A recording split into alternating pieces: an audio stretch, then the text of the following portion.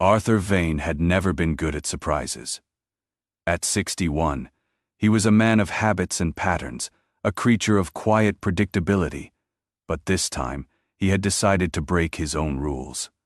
The negotiation in Chicago had ended a full day early, and instead of calling ahead, he had simply gotten into his car and driven the 4 hours home. He wanted to see Evelyn's face when he walked through the door. He wanted to see her smile. That warm, unguarded smile that had not changed in 35 years of marriage. The house sat on a quiet street in the old part of the city, a Georgian colonial with ivy crawling up the eastern wall, and a porch swing that Evelyn had insisted on buying from a flea market. Arthur parked his car, a sensible sedan, 5 years old, unremarkable, and walked up the front path. He noticed it immediately, the silence. Not the peaceful silence of an empty house. Not the comfortable silence of afternoon naps and closed curtains. This was different. This was a heavy silence. A wrong silence. The kind of silence that presses against your chest and makes your footsteps sound like gunshots. The front door was unlocked. Arthur, Julian, and Serena were sitting in the living room. His son was 30. 3 years old, tall and broad, shouldered with his mother's dark eyes and his father's stubborn jaw. He was dressed in casual clothes, jeans, a sweater. But there was nothing casual about the way he sat. His back was too straight. His hands were too still. Serena sat beside him, her legs crossed, her phone in her lap. She looked up when Arthur entered, and for a fraction of a second, he saw something flicker across her face. Not surprise, not relief. Calculation. The meeting ended ahead of schedule. Where is your mother? The silence stretched. Julian looked at Serena. Serena looked at her phone. Mom is in the hospital, Julian said finally. His voice was flat, clinical, as if he were reading a weather report. She was admitted 2 days ago, acute something. The doctors are still running tests. Arthur felt the floor drop away beneath him. 2 days ago?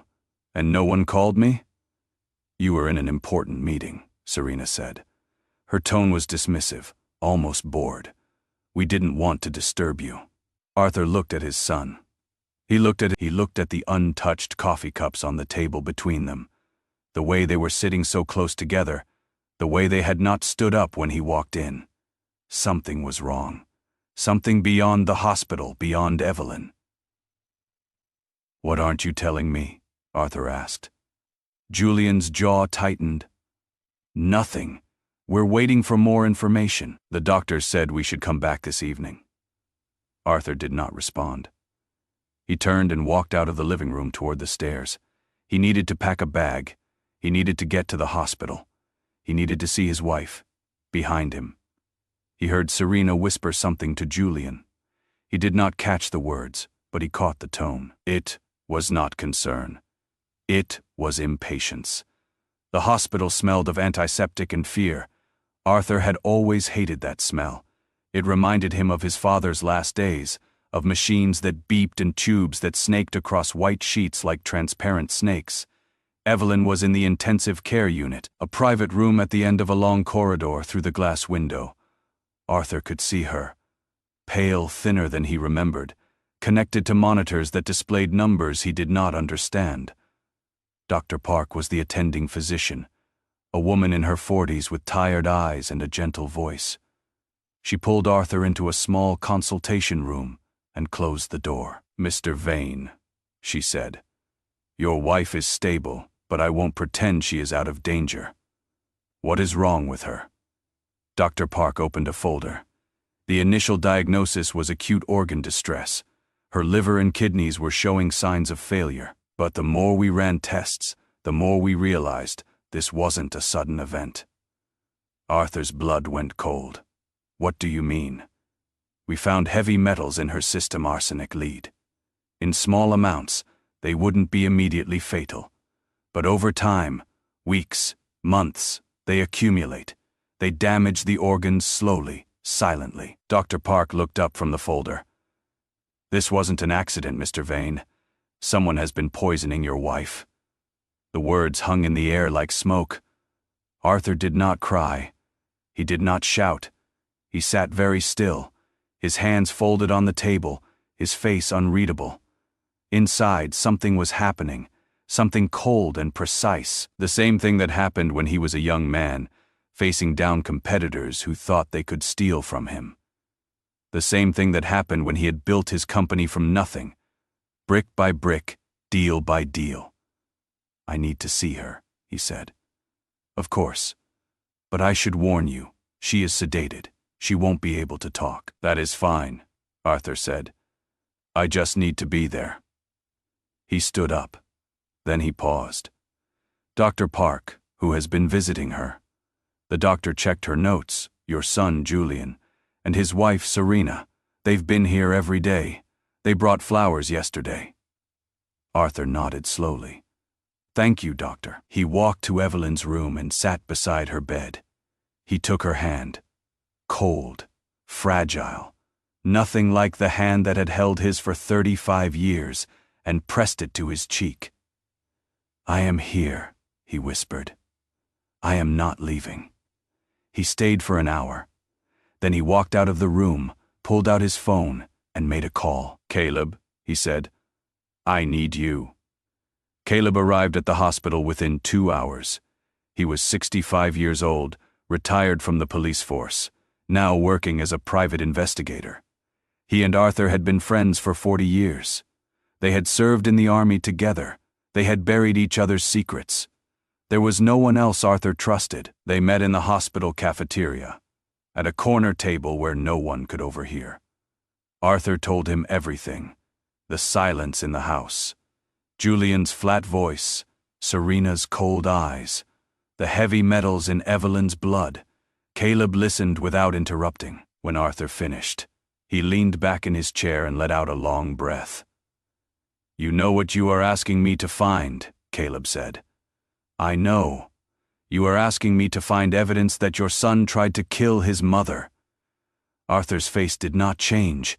"I am asking you to find the truth, whatever it is." Caleb nodded. He had known Arthur long enough to understand that this was not a request born of anger. It was a request born of love. Arthur was not trying to destroy his son. He was trying to save his wife. "I'll start tonight," Caleb said. "There is something else," Arthur said. He pulled out his phone and opened a banking app. "I am locking down the accounts, all of them. Joint accounts, personal accounts, credit cards, everything." Caleb raised an eyebrow. "That is going to get their attention." "I want their attention," Arthur said. "I want to see what they do when they realize the money has stopped." He tapped the screen. 3 taps, 3 confirmations. $8 million in liquid assets, frozen. He put the phone back in his pocket and stood up. "Keep me updated." The call came 2 hours later. Julian's voice was sharp, almost frantic. "Dad, what happened to the accounts?" "My card was declined at the pharmacy. Serena's too. We can't access anything." Arthur was sitting in Evelyn's room, watching the rise and fall of her chest. He kept his voice low and calm. "I am reviewing some things," he said.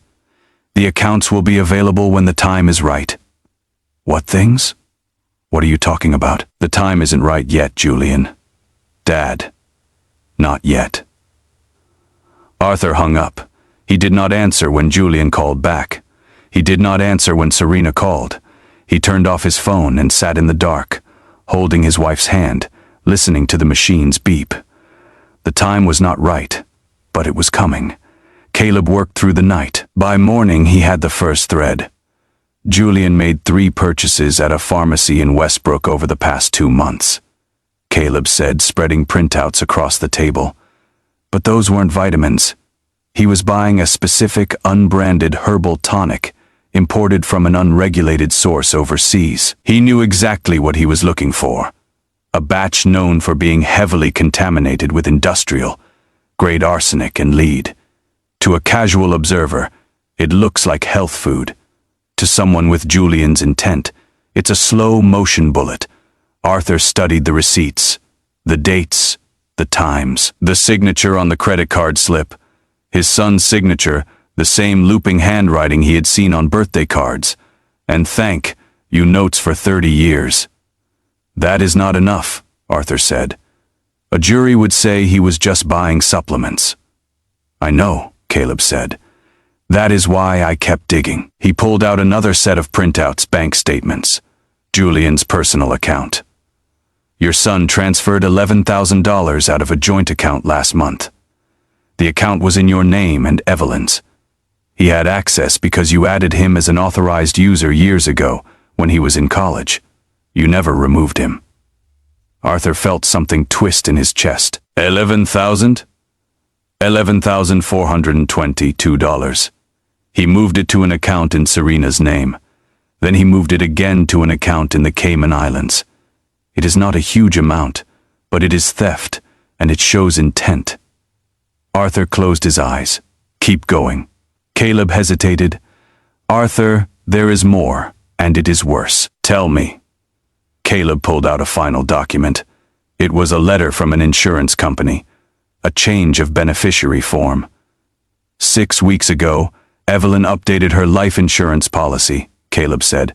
She had a $2,300,000 policy. The original beneficiary was Julian. She changed it. To who? To a charitable foundation, the Arthur Vane Foundation for Medical Research. She set it up 3 months ago, quietly, without telling anyone. Caleb pointed to a date on the form.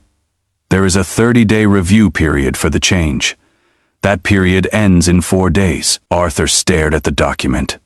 The pieces were falling into place now, clicking together like the parts of a machine he had not known he was building. Evelyn had changed her will. She had taken Julian out of the insurance policy. She had decided to leave her money to charity instead of to her son. And Julian had found out. 4 days, Arthur whispered. If the policy change goes through, Julian gets nothing. Nothing, Caleb confirmed. But if Evelyn dies before the 30-day period ends, the change is void. The original beneficiary, Julian, gets everything. Arthur stood up. His legs were steady. His hands were steady. Everything was steady because everything had become clear. He wasn't just poisoning her, Arthur said. He was racing against a deadline. Caleb said nothing. Arthur walked to the window and looked out at the city. Somewhere out there, his son was waiting for his mother to die, waiting for his inheritance, waiting for the 30-day period to expire so that his crime would be complete. He is not going to win, Arthur said. He turned back to Caleb. Get me everything, every bank record, every pharmacy receipt, every security camera tape. I want a chain of evidence so tight that no lawyer in the world can break it. And Julian? Arthur's voice was quiet, almost gentle. We don't confront him yet, not until we're ready. When will that be? Arthur looked at his watch. Then he looked at Evelyn, lying in her hospital bed, fighting for a life her own son was trying to steal. Tomorrow, he said. Tell them to come to the hospital tomorrow. Tell them Evelyn is awake and asking for them. Tell them to bring flowers. Caleb understood. A trap, a test, Arthur corrected. One last test. Let's see if they show up. Let's see if they can look her in the eyes. Eleanor Thorne arrived at the hospital at 9 the next morning. She was Arthur's personal attorney, a woman in her 50s with silver hair and eyes that had seen everything. She carried a leather briefcase that contained the complete evidence file, bank statements, pharmacy receipts, security footage, and a preliminary toxicology report from Dr. Park. Everything is in order, Eleanor said, handing Arthur a copy. If you decide to move forward, the police will have more than enough for an arrest. Arthur flipped through the pages. He had seen them all before, but he wanted to see them again. Wanted to feel the weight of them. Wanted to remind himself that this was not a choice he was making. This was a truth he was accepting. Have you told Julian to come? Eleanor asked. I told him Evelyn woke up this morning, Arthur said. I told her she is asking to see him. I told him to bring Serena and flowers. And if they don't come, Arthur smiled. It was not a happy smile. They'll come. They need to see her. They need to know if she remembers anything. They need to control the story. He folded the evidence file and tucked it into his jacket pocket. Stay close, he said. When it happens, it will happen fast. At 11 o'clock, Julian and Serena walked into the hospital. They were carrying flowers, roses, red and expensive. Julian was wearing a suit. Serena was wearing a dress. They looked like they were attending a funeral, not a visit. They did not know that Arthur was watching them from the end of the corridor. They did not know that Caleb was in the parking lot. Waiting, they did not know that 2 police officers were sitting in an unmarked car, their radios tuned to a frequency that would soon carry a single word. Now. Julian pushed open the door to Evelyn's room. Serena followed. Evelyn was sitting up in bed. She was still pale, still weak, but her eyes were open. Her eyes were clear. Dr. Park had told Arthur that the sedation was wearing off, that Evelyn was regaining consciousness, that she might even be able to speak. But Evelyn was not the one who spoke. Arthur was standing by the window. Dad, Julian said. He stopped in the doorway. I thought you said Mom was awake. She is awake, Arthur said, but she is not the one who needs to do the talking. Serena's face went white. Julian's eyes darted around the room, to the monitors, to the door, to his father's face. What are you talking about? Julian asked. Arthur pulled the evidence file from his jacket and held it up. I am talking about this, he said. Bank statements showing you stole $11,000 from your mother's account. Detailed records showing you procured toxic, contaminated tonics disguised as wellness products. Security footage of you making those purchases. And a toxicology report confirming that your mother has been poisoned over the past 3 months. The room went silent. The machines beeped. The roses trembled in Serena's hands. You are insane, Julian said. His voice was shaking. I don't know what you are talking about. Then explain the supplements, Arthur said. Explain why you bought them 3 times. Explain why you never told anyone you were giving them to your mother. They contained heavy metals, Arthur said. Arsenic. Lead the same metals we found in her blood. Julian's face was pale now, almost gray. Serena had stopped breathing. Arthur took a step closer. You knew she changed the insurance policy, didn't you? You knew she was leaving her money to charity. You knew the 30-day review period was almost over, and you knew that if she died before it ended, you would get everything. I didn't. $2,300,000, Arthur interrupted. That is what she was worth to you. That is what you were willing to kill for. Julian's mouth opened and closed. No sound came out. Arthur turned to Serena. And you. You helped him. You sat in my living room 2 days ago, and you didn't say a word. You just sat there, waiting for her to die. Serena dropped the roses. They scattered across the floor like drops of blood. Arthur looked at his son one last time. His voice was quiet, calm, final. Before you touched my wife, Julian, you should have thought about this moment. Before you put poison in her food, you should have asked yourself one question. What will my father do when he finds out? He pulled out his phone and pressed a single button. Now, he said.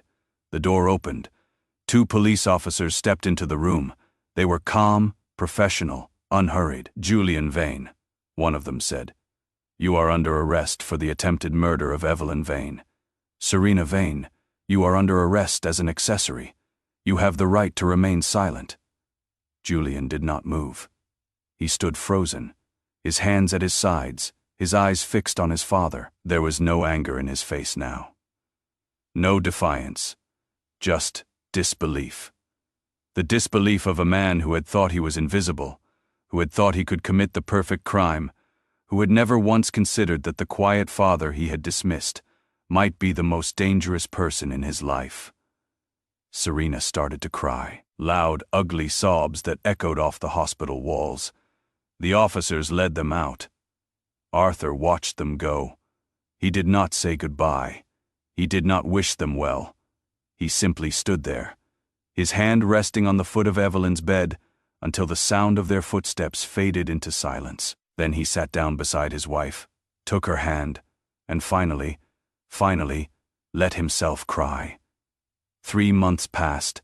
Evelyn Vane came home on a Tuesday afternoon in the spring. The trees were blooming. The ivy on the eastern wall had turned green again. Arthur had spent the previous week preparing the house. New locks on every door. Fresh paint in every room. The old furniture moved out and replaced with things that held no memories of Julian or Serena. He met her at the front door. She was still thin, still pale, but her eyes were bright. The doctors had said she would make a full recovery. The poison had been caught in time. "I changed the locks," Arthur said, helping her inside. "I noticed." They walked through the house together. Every room was different. Every room was clean. Every room was theirs. That evening, they sat on the porch swing, the one from the flea market, and watched the sun set over the quiet street. Evelyn leaned her head against Arthur's shoulder. "What happens now?" Arthur wrapped his arm around her. "Now we live, and we don't look back." And Julian. Arthur was quiet for a moment. The legal proceedings were ongoing. Julian and Serena were in custody, awaiting trial. The evidence was overwhelming. They would be convicted. They would go to prison. They would spend years, perhaps decades, paying for what they had done. "I don't hate him," Arthur said finally. "I can't. He is my son. But I also can't save him. Some choices can't be undone. Some lines can't be uncrossed." Evelyn nodded. She understood. She had always understood. They sat in silence as the stars came out. One by one, scattered across the darkening sky. Arthur Vane never spoke publicly about what happened. He never wrote a book. He never gave an interview. He simply returned to his life.